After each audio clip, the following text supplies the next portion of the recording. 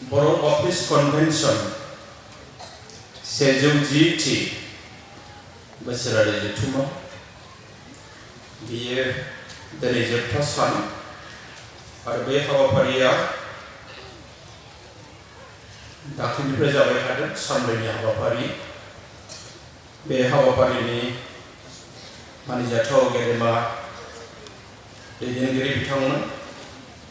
गाहायै बर' बाप्टिस्ट कन्भेन्सननि आफादगिरि हरिचन्द्र दैमारि सार आरो गासैबो बिबानगिरि बिथांमोन दिनैनि बे जोबोद समायना आरो ओंथि गोनां हाबाफारियाव बाहागो लाफैनो हानाय बर'नि गासैबो थाखोनि गेदेमा दैदेनगिरि बिथांमोन आरो लोगोसे दुलाराय बर' बाप्टिस्ट कन्भेन्सननि सिङाव थानाय ख्रीष्ट धोरोम सिबियारि गासै रायजो राजा बिथांमोन बे हाबाफारियाव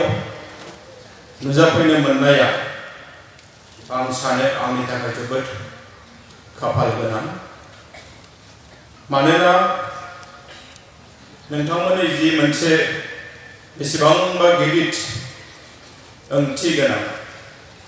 आरो आफा आनान गसाइ जिसु ख्रीष्टनि जि मोनसे आशीर्बादनि गेजेरजों हाबाफारि जाबाय थादों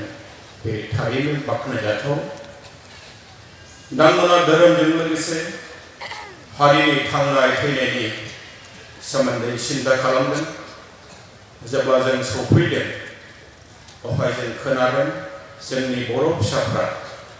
एपिएससि आनजादाव जायफोर उथ्रिसारदों बिथांमोनखौबो नोंथांमोना बरायदों बे जोबोदनो बरायथाव आरो साबायखर बावथाव गोलाव बिबुंथि होनो लुबैयाखै नोंथांमोननि बेसेन गोसा समखौ लानो लुबैयाखै बर' थुनलाइ आफादनि जानानै नोंथांमोननो फिन खेबसेबाव साबायखर बावहरदों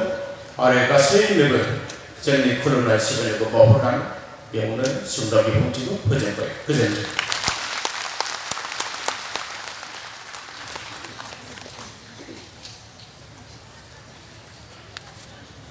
बे समाव जोंनि deputy chief mister Gobinda Chandra बसुमतारिनो गुसुं सम